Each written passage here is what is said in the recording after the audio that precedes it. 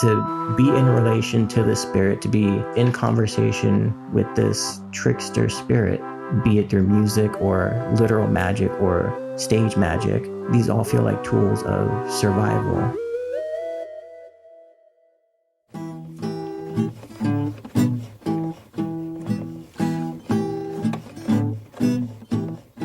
File in now, dear listeners, to the red velvet seats of an old ornate theater to witness the confounding wonders of a traveling magic show, where, of course, you will not believe your eyes, but oh, you will want to. For this episode, one of my favorite people in the world is here. Artist, musician, cowboy, sailor, and now magician. The mysterious enigma known today as Gruff Webb. They will tell me all about the history of Black magicians in America and the magical traditions they drew from. They'll demonstrate the strange power that stage magic imbues into those who practice it, and wax poetic about this mystical heritage, this magnificent lineage, this secret door to another world that otherwise seems impossible. I'm your magician's assistant, Chelsey Weber-Smith, and this is American Hysteria.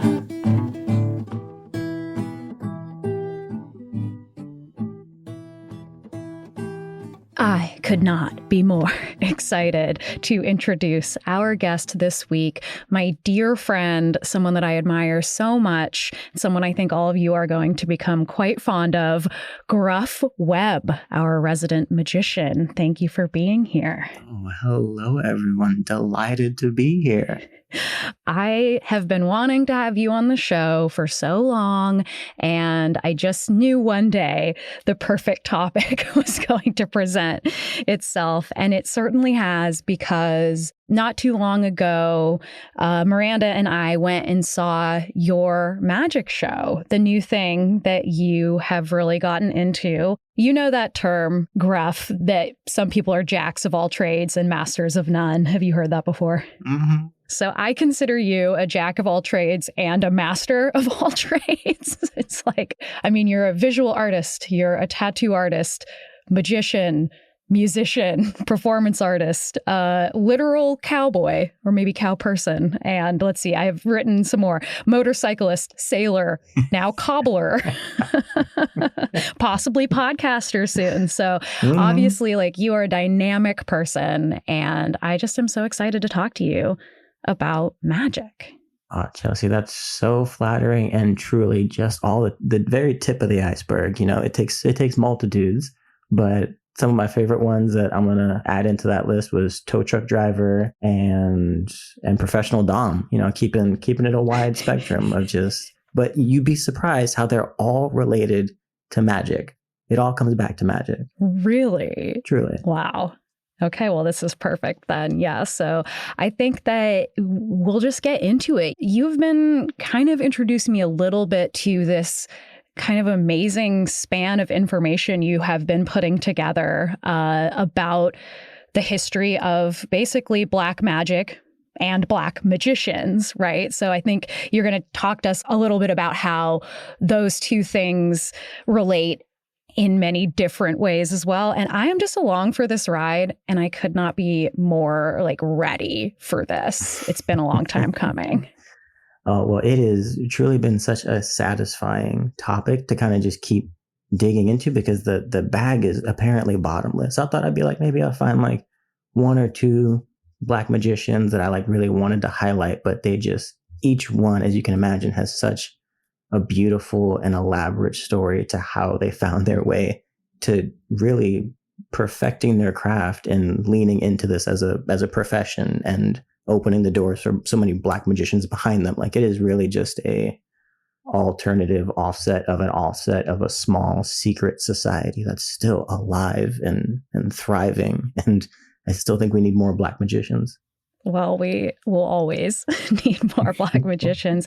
No, I mean, I get it. It's like you think you're going into a topic, you're like, this can't have that much. And then, 4 weeks later, you're just swimming in books that you never knew could ever exist about an extremely niche topic. So I had no doubt that you would go as hard as you always do. So should we start with like how you decided to get into magic before we go into the history? Because the magic show we saw of yours was so beautiful. Like it was really different than most of the magic shows I've ever seen. There was like a flow, there was music. It was just this like really incredible and meaningful experience that I've never had seeing a magic show. And that doesn't surprise me because I feel that way about most of the things that you create. But why don't you tell us like what inspired you to get into magic and what inspired the way that you do magic now?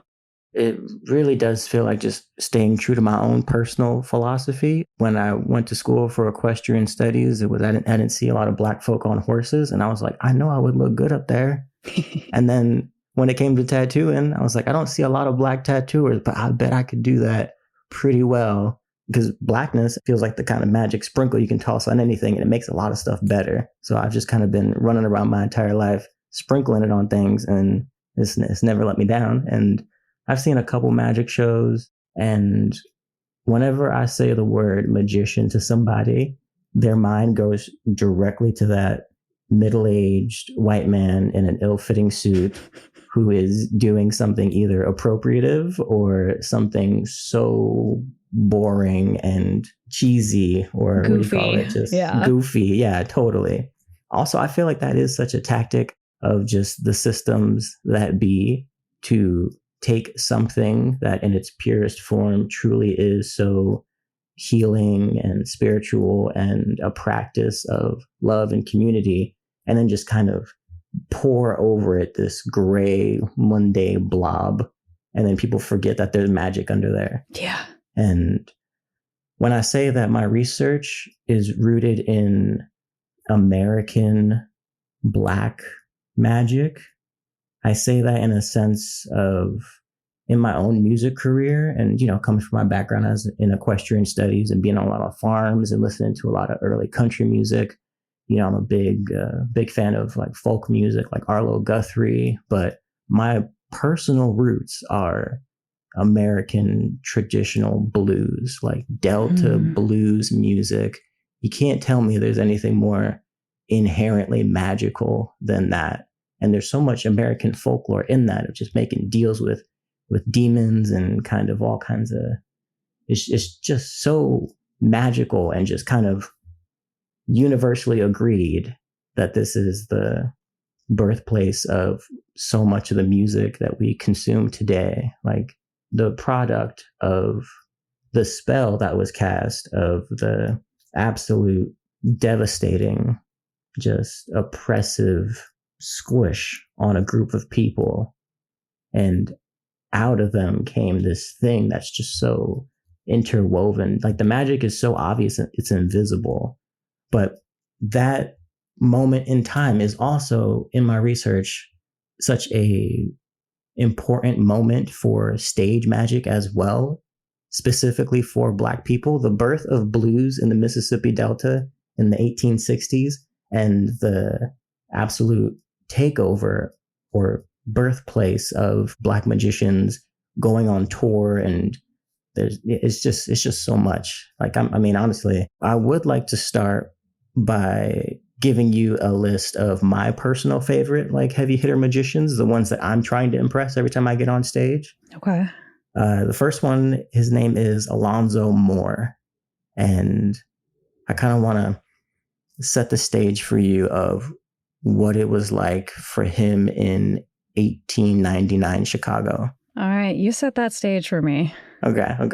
So imagine yourself walking down a cold, fall day, and you see just in front of you a theater with lights from tip to tail, just fully illuminated. And in the marquee, you can see the name Edward Morrow, the Prince of Magic.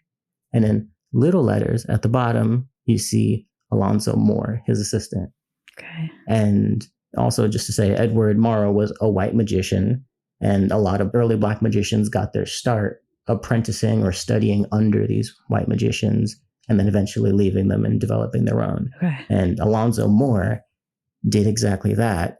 And the more I read about this man, who in 1899 was like around 21, 22, people say his sleight of hand was otherworldly. Really? And what I would give to watch this young man just make things vanish before my very eyes. Right now, you only have descriptions that you're reading about in books. Which is truly one of the most tragic things, that I'll never be able to lay eyes on any of these illusions or sleights, but they're all written down, you know.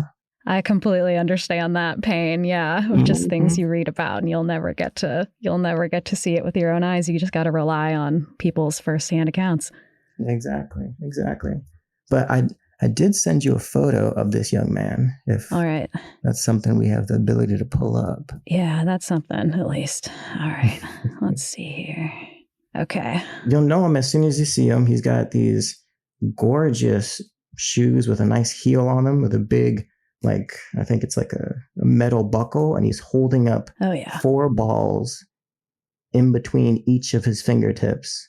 The cuffs of his sleeves are just adorned in lace. Yeah. And the look on his face is just, his act had to be cold. There's no way it wasn't just absolutely ice cold. Oh, yeah. And I mean, even to be able to hold those 4 balls in your fingers like that seems really impressive. And that's just the most basic thing. But yeah, I mean, this is a stylish young man for sure. I love his whole look. And that's an important part, I think, of the magic, is making sure you have that style. Ambiance and vibe are very important. Absolutely. Yeah. Okay. I have a newspaper clipping here from the Indianapolis Freeman that gave a brief description of his act. I would like to read for you. Please. Yes. Okay. From tiny bits of paper, he made ribbons, throwing them all over the audience. At other moments, he produced chickens, jackrabbits, and guinea pigs without notice. The sudden appearance of many different flags from across the nations, including the final flag being a large American flag, which won him a standing ovation at the end of each of his shows. Playing to his audience. Incredible. Yeah. It sounds so cool. I am now feeling the pain of not being able to see that right along with you. Exactly. Now, towards the later half of his career, he got picked up by this, at the time, very famous comedian named Billy Kersands. And Billy Kersands was kind of getting a troupe of very talented Black folks to go on tour with him. And the first stop on his tour was to New Orleans, where he rented out the Elysium Theater for a week. Cool. I love this story because the standard practice at this theater, of course, was Black folk had to sit in the balconies and white folks only got to sit at the main stage. Mm-hmm. But for the week run of this show, they swapped those rules. Wow. So it was only white people in the small balcony, and they said a record of thousands of people came to see that show, and it was sold out all week. Tell me what year this was again? This was in 1906. Wow. Right. That is so cool. And they were living pretty large as a magician in 1906. I think they said they had their own, they had like their own private train that they used to get from gig to gig. Wow. And at one point, Alonzo Moore was making so much money, he decided to invest in his act, and he commissioned a painter to paint him a backdrop that was the interior of a cave to play into his ancestral wizard backlore. Okay. And he also hired an assistant too. Wow. Okay. All right. So do you know how people were reacting to this at the time? Because it feels like this would be something that would spark a lot of different kinds of reactions. Absolutely. I mean, why I say that magic and blues were moving in tandem at this time, because there were so many Black musicians who were kind of touring at the same time also, be it like church circuits or, schools or what have you. But it was It's very much like, and minstrel shows and vaudeville shows, they were avenues for entertainment. And it's very clearly stated in this newspaper that it says whites were so eager to see the show that they accepted the uncommon restrictions on them, and they could fit 150 white people in the balcony. Wow. I mean, that's kind of magic in and of itself, it feels like. Wow. Yeah. I mean, and that what a testament to how incredible those shows must have been, too. Right. Around the same time, there was also a family of magicians referred to as the Armstrong family, which I am a huge fan of Ellen Armstrong from this family. The daughter, her father, John H. Armstrong, was a magician, and he also studied under a white man, but had a act where it was him and his brother for a while as like dueling magicians. But he was a cardistry specialist, which means he was really good with a deck of cards, making them vanish and all kinds of multiplications. And for those folks who don't know, the fundamental core properties of sleight of hand is obviously, the vanish, the reappear, the multiplication, and the transformation. So those are all the parameters and kind of things you have to lock into your arsenal in order to be able to go on stage and kind of truly, work with God. And cardistry was his, but what I intend to explore in my own personal research while I'm at the Seattle Public Library for my residency, where I'll be working on my own 3-episode miniseries, I think I'm going to dedicate one episode to just covering Black magicians and the history of sleight of hand. The second episode will be about Black magicians and mentalism. Okay. And then the third episode is going to be on Black magicians and escapology. Very cool. Right? Because I don't know who deemed that some white man named Harry Houdini was the godfather of escapology. I'm going to tell you right now, people have been escaping artfully a long time before this guy ever showed up. Yes, I believe that. I think that he just, Harry Houdini, not only was he white, he just struck at the right time too, I think. And it was like, sometimes it's like there's this long lineage and then the child of that lineage just ends up getting all the credit. I think we see that in a lot of ways, but it does not surprise me that he was preceded by some great performers. Yeah, I mean, actually, I sent you a photo of a gentleman by the name of James Van Der Zee. Okay. And you'll know it when you see it. It's this 6-foot something rotund Black man who is adorned in chains, and the look in his eyes says, none of these can hold me. This isn't enough, Yeah. And he was a Black magician, escape artist working in 1924. And also Wilmot Barclay is a Black magician who worked down in Coney Island, who was reported to have taught Harry Houdini his first cuff escape tricks. Whoa. So those are just some of the examples as to how easy it is to really just kind of erase people out of history if you want to. Right. Is escape stuff something that you are wanting to get into yourself? It 100% is. I mean, these 3 pillars that I'm exploring are kind of the fundamental pillars or the most explored avenues of Black magicians. It's definitely sleight of hand, mentalism, and escape. And I would like to be included in the conversation of Black magicians, so I'm going to do my best to make each one of them proud in each category. I have no doubt. I just want to see you like dunked into a tank, and actually, I'd be really scared. I'm going to be so scared at these escape performances by you, but I'll be there. I'll be ready to like smash the tank. Can I be your safety engineer? Chelsey, of course. All right. That's such an easy ask. Yeah, absolutely. It's settled. It'll make me feel better if I have control. More after this. And now back to the show. All right. So why don't you tell me more about the Armstrong family? I'm really interested to hear more about them. So we already went over John. He was a cardistry specialist. He also was an anti-slavery spokesman.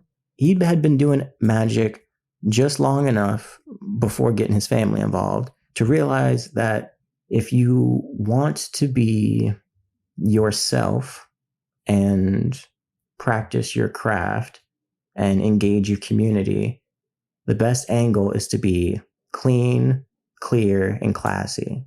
And that's the angle that he took. Okay. Yeah. The 3 C's. The 3 C's, yeah. Uh-huh. And he really targeted his show to working class Black folk who were unlikely to attend a minstrel show or a vaudeville show. You know, Sure. like he was very, very much of the people. And his show was educational.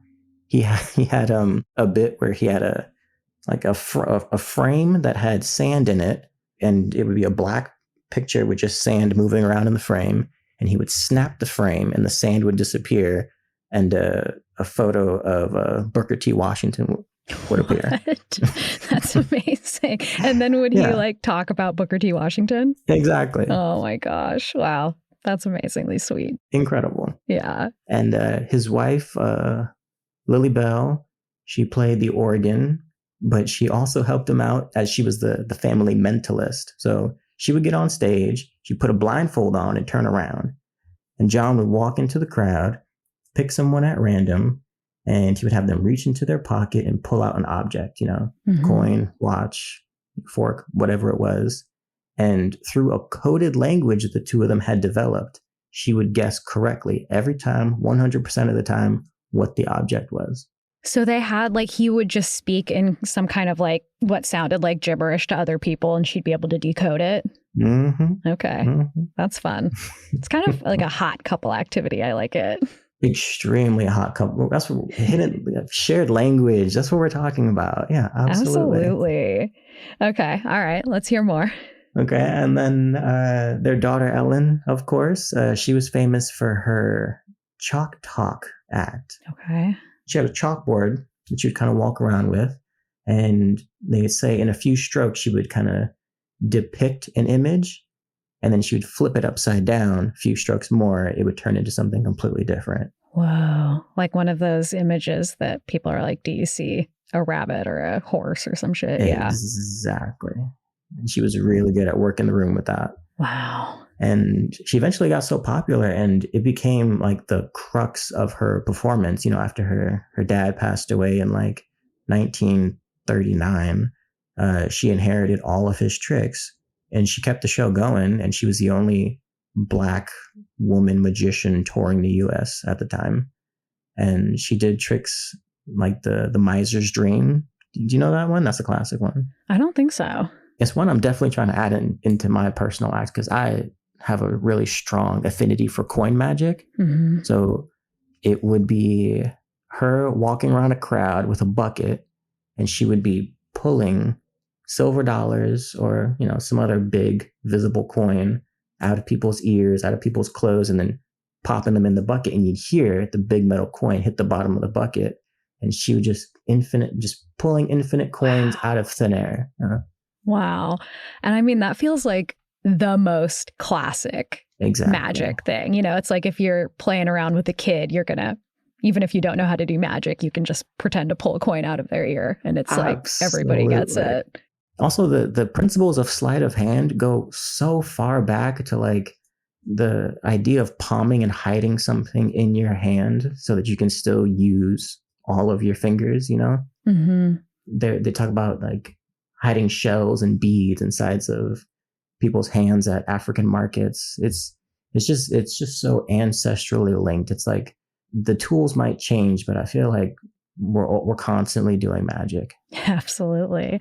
Okay, is that everyone in the Armstrong family? That is everyone in the Armstrong family. But now that we're on the topic of coin magic, I do have a video for you that I would love to hear your reaction to. All right, let's do it. Now, Slidini is hands down one of my personal favorite magicians. This man is cold, Chelsey. He does magic, and I feel my insides clench a little bit, because the way he does magic is so far removed from like being on a stage, like close-up magic that's happening in front of you. Mm-hmm. The intimate space, showing me something I can't wrap my head around in an intimate space. That's how you get chills. Yeah, absolutely. Okay, so what I'm seeing as we're about to start playing this video, this is Slidini with Cher on the Dick Cavett show. So yes, this is we're jumping ahead in time to when Cher existed, and Slidini is a really normal looking white dude and middle-aged white dude in a boring suit, and yet. Yeah. And yet he has given you the chills, and he has made your insides clench up. So, and yet, honestly, when I first saw Slidini, I saw him do that, and then I heard, and then through research, I found Ellen Armstrong, and I'm like, there's no way this old white man doing coin magic is colder than this black woman from Jim Crow era doing coin magic. So if he's giving me chills, I can only imagine the heart attack Ellen Armstrong would have given me. It's for real. Fuck, you're absolutely right. Okay, so shall we? Yeah, let's do it. I know what's wrong with you. What? Too many coins. Use only 4. Now this is very good. You should touch it. This is one of you. Yeah. Okay, 4 coins. This is beautiful thing. Look, 2 and 2. I have 4 coins inside the hand. He's got 4 coins. Mm-hmm. You don't know where they are. Try to guess anyway. Well, just for fun, I'll say there are maybe 4 in one hand, but probably 2 and 2. I don't know. You had me wrong from beginning. Yes. That's why I had to show you. See? Oh, okay. I know the way you look. All right. Well, I thought So I you knew a had little 2 bit. in one If I hand. have a 2 on the left, am I supposed to have on the right? You should have 2 there. No. Yeah? Go on. Let me see. Oh, Right. so he just really did have 2 in each hand. This. See, yeah, he gaslights you every time. Oh, It's not all right. So one of his hands empty. Then he had 4 pop out of one hand, of course. God, he's got style. Now something I'm going to use only 2. Oh, this I like myself. It's beautiful. So now he's got 2 in front of him. Many times in my own part. I enjoy myself. I would too. You're going to like it. Look, number 1. And number 2. Watch. Okay, wow. Oh my God. No, I don't believe that. Wow, incredible. Yeah, he just made one absolutely vanish in a way that feels completely impossible. Yes, Oh, that's what I want to see again. I'll be very happy to do. Look, Okay. number 1. Yes. And number 2. Yes. Watch. I don't understand it. But it's just so satisfying. Beautiful, yeah. Yeah, and I have a background and a love and appreciation for performance art, and the archetype of the magician doing performance art, but it's the emotion that's being elicited is awe and gasp. Yeah. Incredible. I like to go down to the Seattle waterfront. It's like the cheesiest place in the world. And there are, sometimes people doing street magic. And, there's this guy down there who is just like the biggest dork on the planet. And yet I watch him and I am just like fanning myself because the magic it's so transcendent that it's almost like drag or something like that, where it's like, if you have that confidence, it's just like, it is truly makes you this like illuminated being. And I really feel that way about magic. And this guy is just like, couldn't be more normal looking. He just looks like a guy that you'd see walking down the street, coming back from being like an insurance salesman. And he's completely dazzled me and completely endeared me. And I think he's also kind of hot. Hey, it takes just a little bit of confidence and a little bit of mystery, and you'd be surprised how hot anybody can be. Absolutely. I'm a big proponent of that theory. Okay, so there is also this figure who we've talked about in the idea of the trickster archetype. Yeah. And I've told you some stories about him. His name is High John the Conqueror.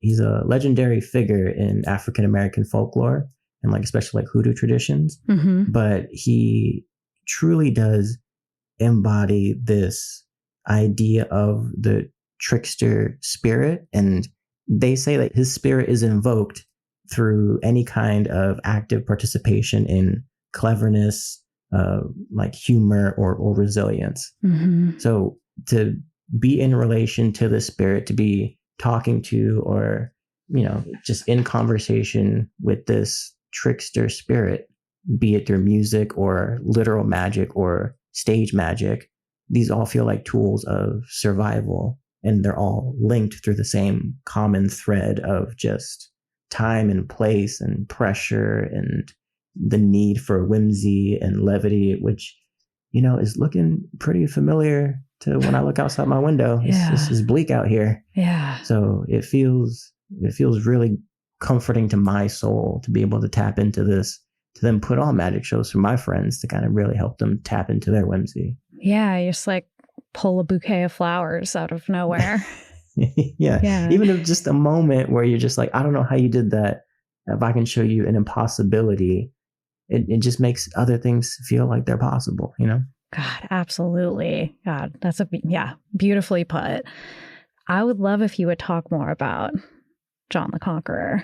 Yeah. There is a High John the Conqueror root, which is used in a lot of hoodoo practices. And in the 3-part series that I'm doing, I will do a much deeper dive into how hoodoo and voodoo are inherently linked to black magic, and how black magic is inherently linked to stage magic. And it's all just a conversation. Yeah. But yeah, truly the spirit of High John the Conqueror being associated with this root and this plant that is used as a charm and believed to bring people luck, strength, love, and personal power to those who carry it.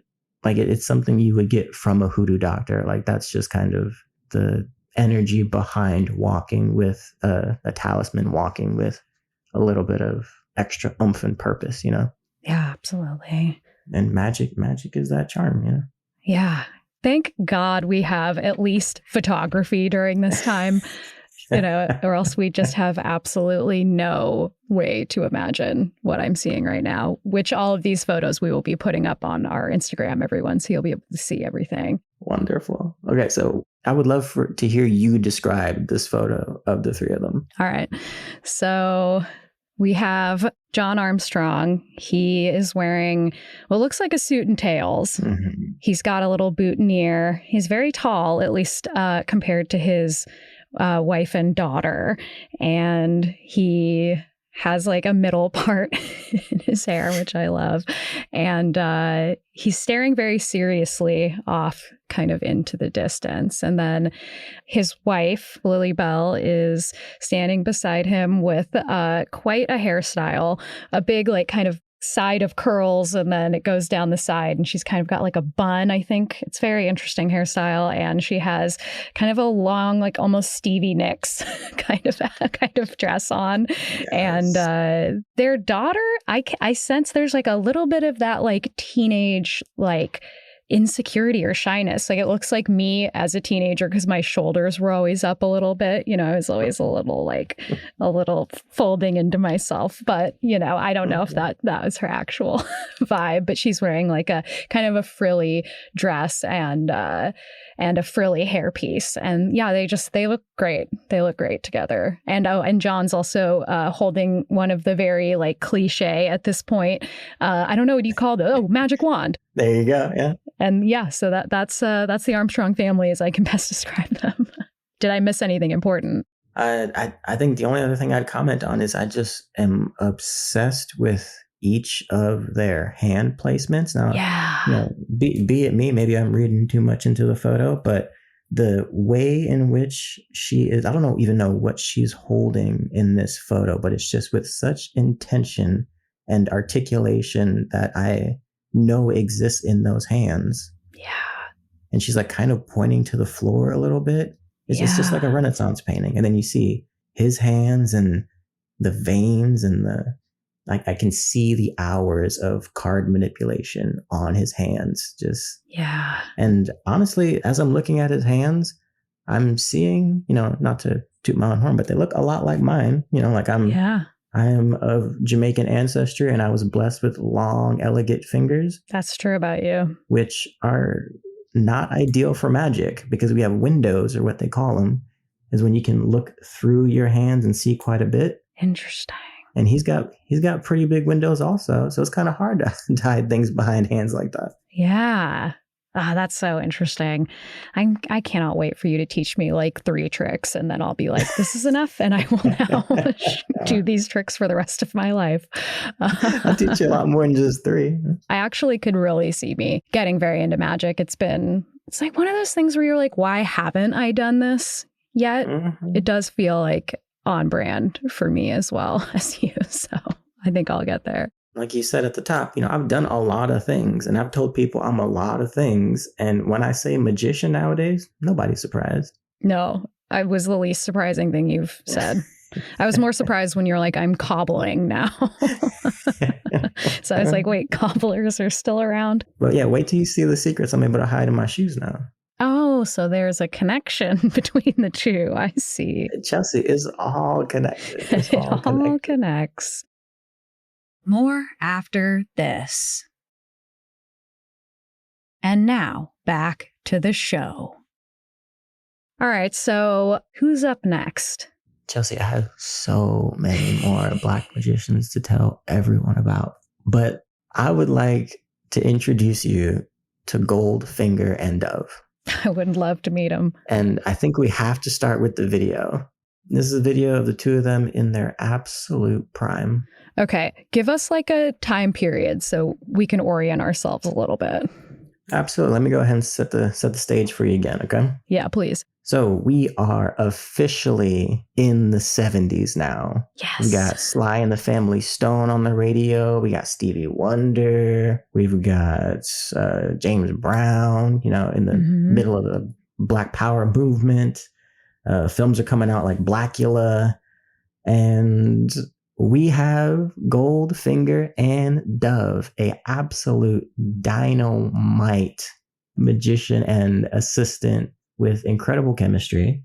I really do believe the trajectory of magicians and wrestling fans are very much the same. It's like we have a dark background that was like very bloody and very violent and unregulated. And now we're in an era where it's kind of cheesy and it's really safe and it's kind of goofy and it's very fun, very, very commercial. Yeah. And Goldfinger and Dove are as fun cocktail bar as you can possibly get. Well, I mean, I love a tacky performance, so I'm excited for this. Yeah, I'm here for all of it.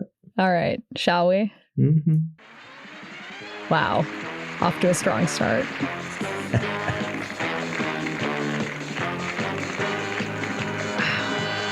It's faster magic. So there's a lot going on. Yeah, absolutely.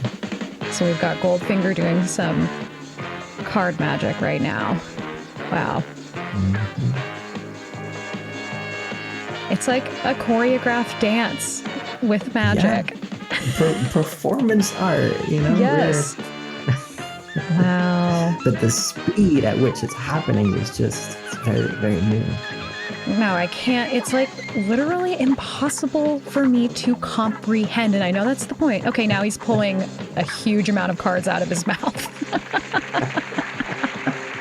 And I don't know if that's an illusion and they just seem like they're coming out of his mouth. I don't know. It looked exactly like a waterfall of cards coming out of his mouth. And the umbrella is being utilized, which is really fun.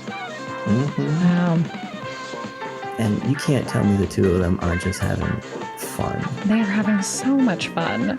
Their chemistry is palpable. I love them. All right, well, tell me more about them now that I've gotten acquainted with this incredible video. So as everyone's wondering how he got the name Goldfinger, I have not been able to find that information, but it is an incredible magician name. Great name. But baby Goldfinger was born in Cleveland, Ohio, and started practicing magic at a very young age. He first saw the TV show Magic Land of Alakazam and began immediately ordering magic kits from the TV. Like that was his initial start.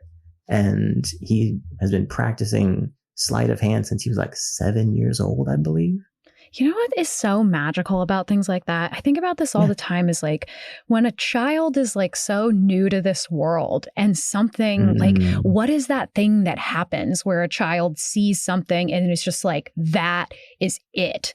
You know what? When I saw someone hacky sacking, that was like something where I was like, I was like 8 years old and I was like, this is for me. Like, I have to do this. And that's, one of many things. That's like a silly example. But there is like a magic that happens where something in you that is like ineffable, like recognizes in something that you experience that like this is your kindred thing. And I think that's so cool. Oh, Chelsey, talk about it. I feel like that's why I've done so many different things in my life, is because I'm constantly chasing that little internal glimmer of just genuine joy. And I feel like a lot of other things like music and doing visual arts, I feel like if you chase that glimmer of that joy in that direction for long enough, somebody will find a way to twist it against you. Yeah. And when it comes to magic, I'm just like, this feels like a door, like a secret dusty door that hasn't been opened in a while. Yeah. But everyone that I'm looking at on the other side of the door, like a lot of these Black magicians get to age gracefully. Yeah. In a way that I feel like a lot of our Black musicians and our Black visual artists kind of don't. It's like either some kind of drugs or something fucked up or somebody shot somebody. But a lot of these magicians are just kind of aging gracefully and beautifully. And I feel like Goldfinger is an incredible example of that. Okay, well, we're at his moment, his spark. What happens next? Yes, his initial spark was from that TV show. And his family kind of flat out told him very early on, they're like, being a magician is a white man's profession. And thank goodness he didn't let that terrible advice knock him down or deter him in any kind of way. Yeah. Because later in 1977, he told Ebony magazine that there was no real racial barrier for him in magic. He said, in magic, there is no color barrier, only a talent barrier. Interesting. And I wildly respect that. That's truly... When I read that, I'm in my residency with the Seattle Public Library, they have a collection of Ebony magazines, and I'm going to do my best to find that specific magazine. You're going to find it. I'm going to find it. He does have a claim to fame kind of childhood story about how magic has been a tool of his survival for a really long time. Mm-hmm. He mentions that by the age of 8, he was able to scare off a bully by making a rock disappear and then threatening to do the same to the bully. Whoa. That's so cool. And he says this worked. Yeah, absolutely. At age 8. Yeah, I guess magic has that power too, like creating safety. Yeah. Huge tool for survival. And if we jump a little further into his story, he was drafted into the Vietnam War. And very quickly, as you can imagine, it's kind of hard to hide a magician. His superiors discovered his talents, and they made him perform for the troops and for the villages that they were staying in. Wow. And the military would provide him with all the rabbits and doves he needed for his act. And was that like what he had to do? Did he have to do other stuff, or did they just designate him as a performer? I'm sure they squeezed as much labor out of this man as they possibly could. You're right. Yeah. But reportedly, he ended up gifting the rabbits and doves to kids in the audience or crowd or that he was performing to. So he needed a lot of them. Yeah. I mean, that's amazing. Yeah, truly amazing. Like, he really carried magic with him throughout his entire life. He must have been pretty young when he was in Vietnam. So I imagine that he came back and hit it hard. Right. Because it seems like if he was performing in like the later 70s, then I imagine he really was like cutting his teeth in like one of the strangest, but also most 60s and 70s way that you could become good at a profession. So that's pretty amazing. I'm sure that was like a huge morale boost in the middle of something like truly horrific. And he hadn't met Dove yet. He met Dove in 1969. Okay. And it's stated that he discovered her in a exotic strip club in Hawaii, and they married very soon after meeting. I love this. Okay. Yeah, and she was an incredible seamstress, and she like sewed all their costumes to save money, and the two of them would like frequently do shows at like like back rooms and like bars in Los Angeles and really worked their way up to performing into the Magic Castle. And Chelsey, he's literally currently the director of magic at the Magic Castle. Really? Yes. How old is this man? I don't know, but he's gonna get a phone call from me pretty soon. That's thrilling to hear. I cannot wait to hear that. See what I mean? Aged gracefully. What is like the number one thing that you would want to ask him? Ooh, that's a really good question. First thought, best thought. First thought, best thought. I would like to know what his relationship to spirituality is, because you've been to my wedding, you know how many witches and warlocks were there. So I do. It runs deep in me. I'm just curious how in alignment his magic and his spirituality is.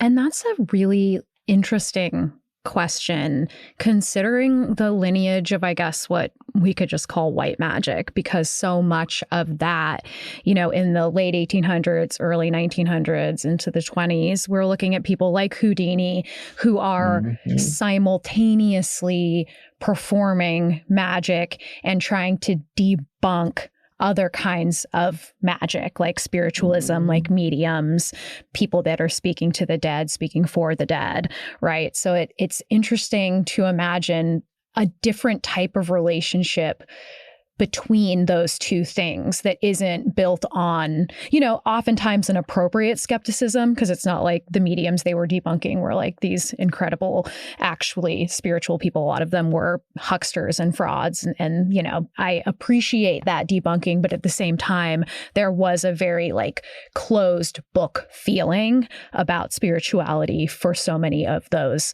magicians that were famous during that time. So I just wonder how different it is in the Black community of magicians. Truly, Black magic at its core is identity and survival and protection. Yeah. Which is, like you said, not an angle that Houdini or any of these other white magicians are really coming at it from. It really is from a colonial domination, debunking kind of irreverent place, honestly. Yeah, totally. That makes sense to me. Is there just since we're talking about this, is there any connection you want to draw as we're talking right now between spirituality, like an older spirituality? You talked a little bit about tricksterism, but I am really interested, and we have talked off mic a little bit about the connection between that type of spirituality and that type of lineage and magic. Is there anything that you would like to bring up that would illustrate that connection? My mind just goes straight to the greatest trickster of them all, of just Anansi the spider. Yeah. I'm Jamaican. My folks told me bedtime stories about Anansi the spider, who exists in African folklore and mythology as this important archetype, role, position. The power that comes from the trickster archetype comes from not conquering a challenge or an opponent head on. Yeah, it's not opening a door. It's finding a different way in, making your own door and coming in sideways. Yeah. And I feel like that magic, that trickster archetype, that blessing, that spirit is just so hard to remove from blues and music in general. According to colonization and all the forces that be, that wasn't supposed to happen. Right. So many things happen that weren't supposed to happen, that the system has to keep adapting for, because our magic is so fluid and can look a lot of different ways. And I do think, I don't know what when you have a virus and the virus kind of adapts or evolves, and then you have to find the new thing to kind of beat the virus. It's I really do feel like magic is just an avenue that hasn't been explored in a radical trickster sense yet, or enough, that I really think it could start to kind of open people's minds up to thinking alternatively to conquer these challenges. Because what the system wants is for you to keep banging your head against the exact same walls repeatedly and yielding no results. But if you just kind of channel and redirect that energy and are open to a more clever, out of the box framework or mindset or way of thinking, you could really achieve what it is you're trying to do. And every single Anansi story I've ever heard is just him doing that. Yeah.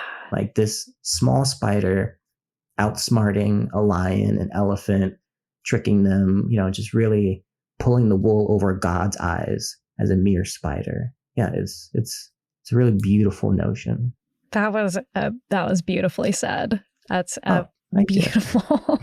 Are you thinking about incorporating some of these like folk stories into your act? Definitely the act of storytelling is something that I'm trying to tell in a compelling way that is like, in American folk, like Arlo Guthrie, Alice's Restaurant is one of my most favorite songs, hands down. Yeah. And that song is a story. And I know that story inside and out because his speech and the rhythm of the music is so hypnotic. I might have to do a whole nother episode on just like hypnosis and magic and the history of African drums and just like being like dialed into rhythm and trance state and consensual possession. There's just so much to talk about. I know. And what I really see for you going forward in your show is like bringing in those hidden things that have been overwritten by the showmanship that we see in magic and like getting back kind of into that survival magic, that actual spiritual minutia that is behind the act and like bringing that forward in a new way that maybe is more overt now. Before it had to be more covert, but now it's like you can potentially express these kind of ancient feelings. And I'm just like really excited to see where you go with it. And you know what the beautiful thing about that is? I am not alone in this endeavor. I have a lot of contemporary young Black magicians out here who are doing incredible things. Yeah. Like quick shout out to Nicole Cordoza and the Spellbinder. Y'all will also be getting a call from me pretty soon. But yeah, it's a group effort. We're just pushing this thing. We're opening this door together gradually. And I'm just so confident there's nothing but goodness on the other side. So there is a community that you feel like exists right now of Black magicians that are kind of changing the way that magic works. Oh, absolutely. We have, all respect to Big Goldfinger and Dove, but we're past the cheesy era. And I think we're really dipping our toes into the radical trickster resilience era. Yeah. And it is so cool. Like lineage. And I know that lineage is something that you're really enjoying thinking about through this project, but it is just so amazing where it's like Goldfinger had to do the cheese so that what came next could be, the next form that whatever the cultural landscape will embrace. Like that it's just these like steps that each new performer takes, on the backs of like the people who came before. And that is just such an incredible, like if you can find a lineage, mine is so dorky, but I love every, mostly white men, but there are obviously many different types of people, but in the folklorist tradition, like the people who have been working in like urban legends since way before I was around. And just that spark that I had as a kid when I would read like scary stories to tell in the dark and these old urban legend stories that were so scary to me in one way. But then later, as I grew up, I transformed my interest in them into being something totally different. And so I just am so excited to see how this obsession transforms for you, because as you said, just like anything that has a lineage, it's like a never ending well that you can keep dipping into. And the deeper you go down that well, the more you realize that you're just kind of the brick at the top of that well. And you're like, well, I better make sure I look good. Better make sure I represent and don't let anybody beneath me down, Right. What were those 3 C's? Not that you need to apply them necessarily, but what were they? It was clean, clever, and classy. Also, trying to decolonize magic is just like, I don't need to wear a suit, You saw No, certainly not. My young man, Alonzo Moore, with the doilies on the cuffs. Like, I think we're going a little bit more wizard in a cave kind of aesthetic. I'm thinking Shakespeare collar for you. Can you see that? I'm not opposed to that. You made a comment on the umbrellas that were in Goldfinger and Dove, and I've been considering adding an umbrella to the act. There's a long history of parasol magic. Really? Yeah. Chelsey, it just keeps going. Wow. Okay. So this has been such an incredible conversation. I knew it would be, but like, you just always, like a true magician, pull something out of your hat that I never expected. And this was just truly a beautiful conversation. I just wanted to see, before we end, if there is anything that you would like to leave us with about what you truly hope to give your audiences as a magician. Well, as a magician, I would definitely want everyone to understand that they have their own magic practice. And I just want to remind people of how important it is to be obsessed with your own practice. Yeah. And it might not look like mine. It might not look like the person next to you or the person 10 miles from you, but you have one. And I highly suggest you do what you can to get in alignment with it. And in any small way you can, tap into that trickster spirit and rebel against anything that is trying to control you, because that is also a type of magic. Very well put. So, Gruff Webb, tell us where everyone can find you. Tell us about what you have coming up so that our audience, who I'm sure are all totally in love with you now, can find out more about you, see your shows. Thank you very much, Chelsey. It's truly a pleasure and an honor to be here talking to you. My Instagram is whereabouts unknown. That's whereabouts with a Z. And if your personal magic practice could use a little bit of me in it, I also developed a deck of cards that I call my disappearing deck, where each card is a charm meant to be hidden somewhere in the world, slipped behind a door or a mirror or tucked in a book or slipped into somebody else's pocket. And once the charm is placed, it begins its quiet work. This is a type of magic I've practiced for quite a long time, but I made this custom deck of cards with a lot of the history from these magicians and a lot of other Black practices in mind. I think it'd do you some good to practice in this kind of gremlin magic. And we'll make sure that all of those things are in our episode notes for ease for all of you. Okay, well, Gruff Webb, this has been such an incredible time. I know you by many different names, and Gruff Webb is the newest. And I am just incredibly excited to see your next show, to see all of your shows, because you know that I will be there as your safety engineer, ready to break open that water tank if I feel like That's right. You're struggling too much. So thank you so much for being here and for sharing all of your just like heartful wisdom. I have so much gratitude for you sharing all of this with us today. Oh, truly my pleasure. And yeah, this is, who would have guessed that a top hat was the right hat to put on? Should have tried that first, you know? But my next shows are, if you want to find out, will be on my Instagram, but tentatively in New Orleans in April and Portland in May. Please keep an eye out, everyone, because you're not going to want to miss this.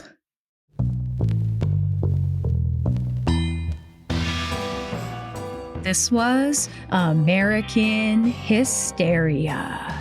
You can follow Gruff Webb on Instagram at whereabouts_unknown. That's abouts with a Z. In our episode notes, you can find their show booking and merch info. So make sure you pick up a deck of their magic cards.